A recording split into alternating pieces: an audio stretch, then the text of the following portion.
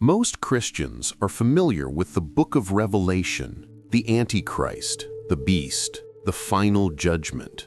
These images have shaped how we imagine the end of the world.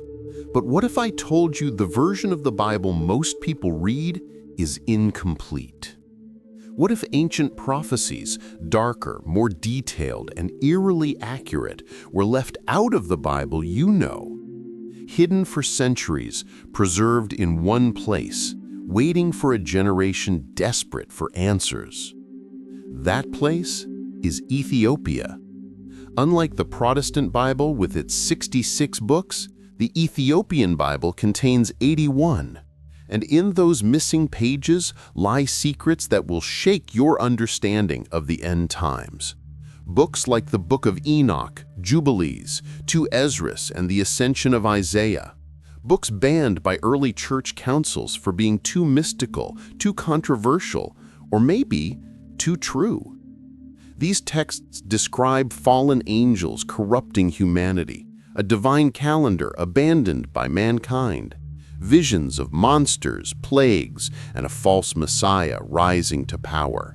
And they don't just speak of some distant future, they describe a world that looks terrifyingly like our own. What if the final age isn't coming, but already here? In this video, we're uncovering the ancient books they didn't want you to read, the prophecies that may have been hidden not by accident, but for this exact time. We'll dive deep into the Ethiopian Bible's lost apocalyptic texts and see how each one paints a chilling picture of the last days. If you've ever felt like something is wrong with the world, like we're standing on the edge of something vast and unstoppable, this is the video you need to see. Stay until the end, because once you hear what these forgotten scriptures really say, you may never see the world or the Bible the same way again. Like, comment your thoughts, and subscribe, because next time we're going even deeper into the Book of Enoch to uncover how the fallen angels changed human history forever. This book was banned for revealing too much truth, and now it's resurfacing when we need it most. Before there was Noah, before the flood, before the 10 Commandments and the rise of Israel, there was a man named Enoch, and he saw everything. The Book of Enoch, preserved in the Ethiopian Bible but removed from most Western canons, begins with a disturbing vision. A group of angels called the Watchers descend from heaven, but they don't come to help mankind. They come to corrupt it. These angels take human wives and give birth to a race of giants, the Nephilim, creatures of enormous power and brutality. These hybrid beings bring violence, forbidden knowledge, and chaos to the earth. Enoch, chosen by God, is the only one who dares to document what's happening. God, furious with what the Watchers have done, declares a great judgment, not just on the angels, but on the entire world. And that judgment is the flood. But here's what most people don't know. The Book of Enoch doesn't end with Noah. It looks beyond the flood, to the very end of time. Enoch sees a future where fire, not water, will consume the earth. He sees a figure he calls the Son of Man, seated on a heavenly throne, passing judgment on nations. The righteous are exalted, the wicked are destroyed, the earth is remade. Sound familiar? It should, because this vision is echoed nearly word for word in the Book of Revelation. But here's the twist.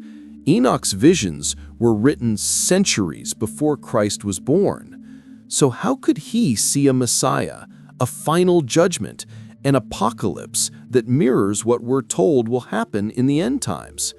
That's the question that made early church leaders nervous, and possibly why the Book of Enoch was banned. But in Ethiopia, it survived, hidden, waiting. And when we read it today, in the context of modern events, war, corruption, advanced technology, moral collapse, it feels less like ancient myth and more like tomorrow's headlines. Think about it. The Watchers brought forbidden knowledge. Today, we grapple with AI, genetic editing, and digital powers we barely understand. The Nephilim were hybrids, a merging of species. Now we experiment with transhumanism and machines. A fiery judgment? Wildfires rage globally, and climate instability threatens the planet. Are we repeating Enoch's warnings? The Book of Enoch isn't just a prophecy, it's a pattern, a cycle of rebellion, corruption, and judgment that plays out again and again. And if he was right about the flood, how sure are we that he's wrong about the fire? This is just the first lost book, and it already challenges everything we think we know about the end of days. In the next part, we'll uncover a book that reveals something even more shocking, that time itself is part of God's design, and humanity has broken it. What if humanity didn't just lose track of time, but rejected the very calendar of God? The Book of Jubilees, sometimes called Little Genesis, is one of the most fascinating and overlooked books in the Ethiopian Bible. On the surface, it seems like a retelling of Genesis and Exodus, but hidden within it is something profound, a cosmic framework that organizes all of history according to God's time. Unlike our modern calendar, the Book of Jubilees divides history into cycles of 49 years, called Jubilees. Every Jubilee marks a divine rhythm, a sacred pulse in the timeline of the world. These aren't just random spans of time, they are appointments, moments when God intervenes, restores, or judges. From the creation of Adam to the giving of the law on Sinai, from the flood to the Exodus, every major event in human history fits into this heavenly structure. It's as if time itself is a language and God is the author. But here's where the warning begins. According to the Book of Jubilees, in the last days, humanity would abandon God's calendar. People would ignore His appointed times, His Sabbaths, His festivals. They would replace divine order with man-made systems of control, governments, economics, politics. They would rewrite morality, redefine justice, and run the world according to their own will. Sound familiar? Today, time is ruled by the stock market. Weekends revolve around entertainment, not worship. Sacred seasons have been commercialized. Technology has replaced reflection.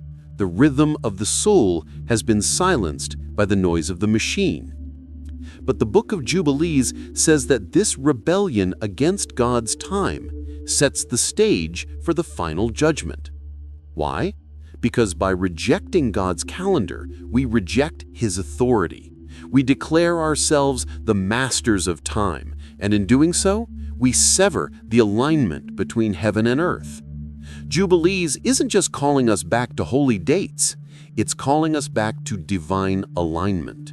A world that follows God's rhythm is a world in harmony, but a world that breaks from it, that world is headed toward chaos. And we're already seeing the signs. Cultural confusion and moral collapse, division across every level of society, a spiritual numbness spreading faster than any virus. These aren't random social trends, they're symptoms of a deeper disconnect, a people who no longer live by the heartbeat of heaven. But perhaps the most haunting line in the Book of Jubilees is this: "In the last days they will forget my feasts, my laws, and my ways. They will walk after their own desires and bring upon themselves destruction." This isn't just a prophecy, it's a diagnosis. And if true, it means the chaos we see now is exactly what was foretold. But here's the question: can we return? Can humanity realign with the divine rhythm before the judgment comes? Or have we passed the tipping point? The Ethiopian Bible preserved the Book of Jubilees for a reason. It's not just an ancient calendar, It's a warning, a reminder that time was never ours to control. It was a gift, a covenant, a countdown.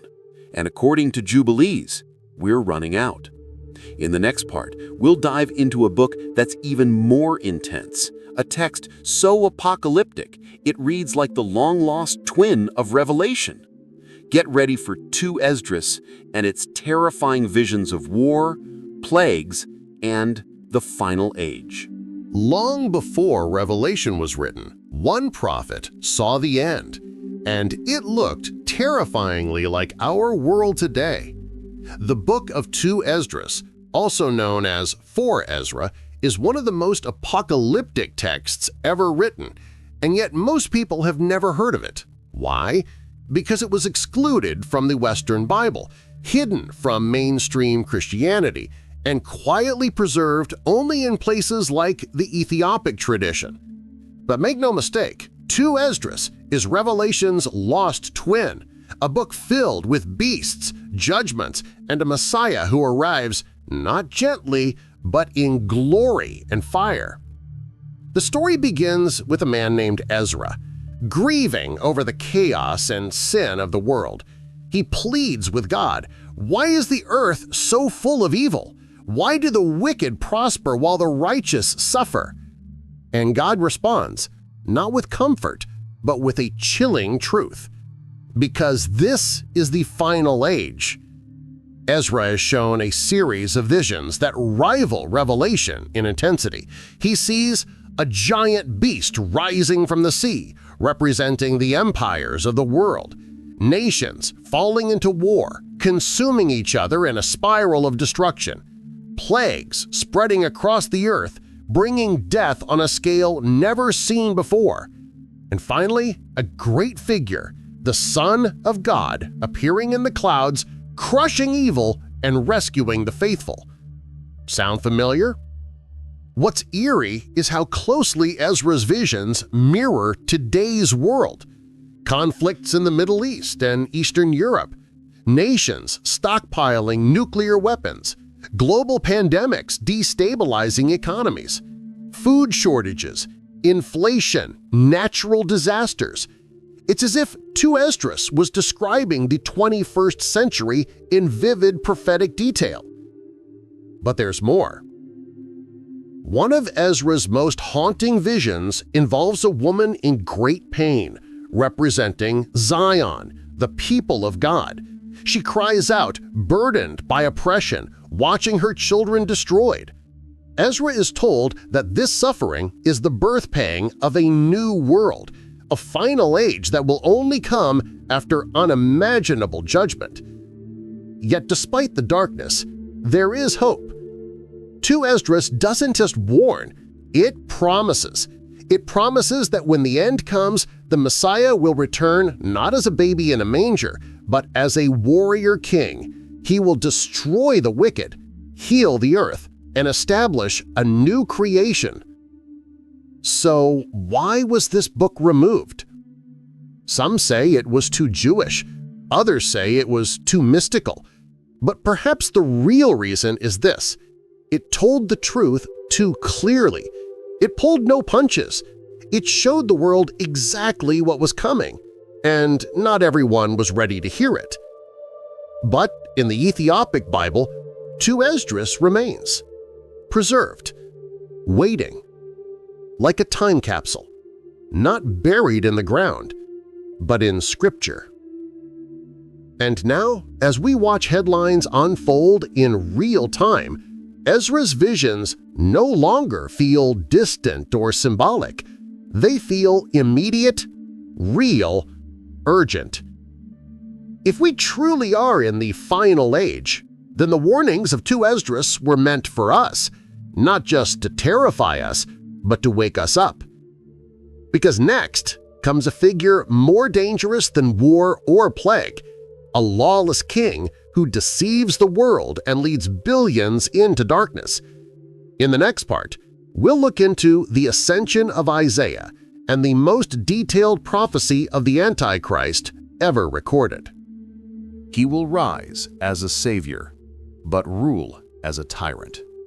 Isaiah saw him long before Revelation was written. The Ascension of Isaiah is one of the most powerful and mysterious apocalyptic texts in the Ethiopian Bible. Forgotten by most of the world, this book offers an unfiltered look at the Antichrist, not in metaphor, but in terrifying clarity. The story begins with the prophet Isaiah being taken up through 7 levels of heaven, where he witnesses both the glory of God and the horrifying future that awaits earth. What he sees is a figure unlike any other, a lawless king, deceitful, charismatic, and utterly corrupt. This being isn't just a tyrant, he's a master of disguise. He will wear the name of righteousness, but in him is no truth. Isaiah watches as this ruler deceives the nations, promising peace while preparing for war. Silences the righteous, outlawing true worship. Controls global systems, manipulating commerce, communication, and surveillance. Demands loyalty, not just in politics, but in spirit. It's no wonder so many connect this vision with the Antichrist described in Revelation. But what makes Isaiah's account so chilling is how modern it feels. In today's headlines, we see leaders pushing for global governance, movements toward cashless economies and centralized digital IDs, expanding surveillance states under the guise of safety, moral confusion, where evil is celebrated and truth is punished. It feels like the infrastructure for the reign of this lawless one is already here. But Isaiah's vision doesn't end with despair. Just when it seems darkness has won, heaven opens. Isaiah sees the Messiah descending in power, leading the armies of heaven. The Antichrist is exposed, his lies crumble, his kingdom collapses, Satan is cast down, and the reign of truth is restored. This moment mirrors the second coming described in Revelation, the final battle where good triumphs, not through politics or power, but through divine justice. But again, the question arises, why was this book removed from the Western Bible? It's possible the early church felt it was too graphic, too mystical, or maybe too real. Because Isaiah didn't speak in symbols, he named the enemy. He described how he would rise, how he would deceive, and how he would fall. The Ethiopian Bible kept this vision alive, and now, as the pieces of that prophecy seem to fall into place, we're finally listening. So, what comes next? We've seen the watchers fall, the calendar break, the nations burn, the deceiver rise. Now we must ask, why were these books hidden in the first place? And why did they survive only in Ethiopia? They weren't just forgotten. They were removed on purpose, but not everywhere.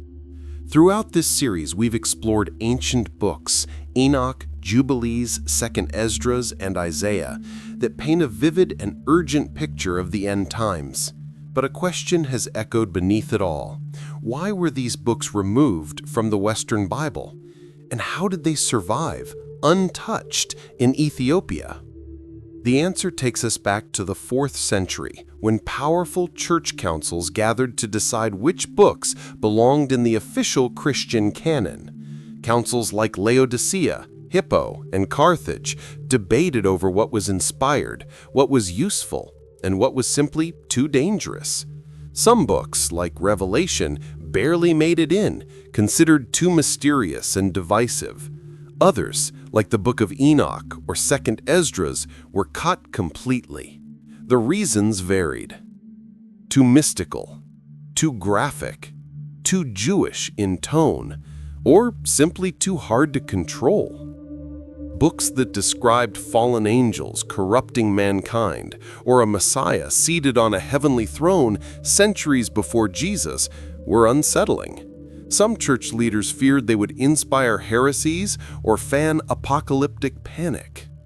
But while the Western Church trimmed and reshaped its canon, something extraordinary happened in Ethiopia.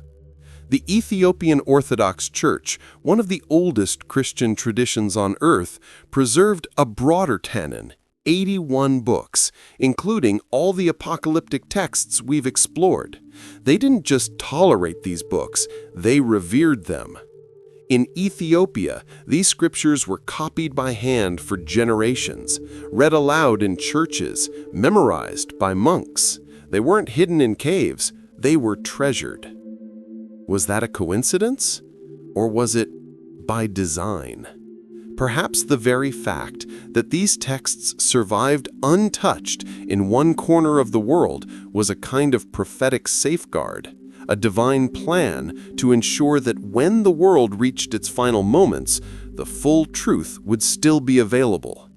It's not the first time God preserved His word through the unlikely. A baby hidden in a basket, scrolls buried in the desert, a message protected in a persecuted nation. So what if the Ethiopian Bible, often ignored, often dismissed, is the most complete prophetic roadmap we have? And what if its books were removed not because they were false, but because they revealed too much truth too soon? Today, those warnings seem tailor-made for our time. Not distant future, not symbolic metaphor, now. And maybe that's the point. The Book of Enoch, Jubilees, 2nd Esdras, the Ascension of Isaiah, they weren't lost. They were preserved for a generation that would need them most. In the next and final part, we'll pull everything together. Because if these prophecies are real, and if they really are happening now, the only question left is, are we ready? The end times are not a distant threat. They're already unfolding, and the signs are everywhere. We have journeyed through the forbidden texts of the Ethiopic Bible. We've seen visions of fallen angels, cosmic calendars, beasts from the sea, and a lawless ruler rising to deceive the nations.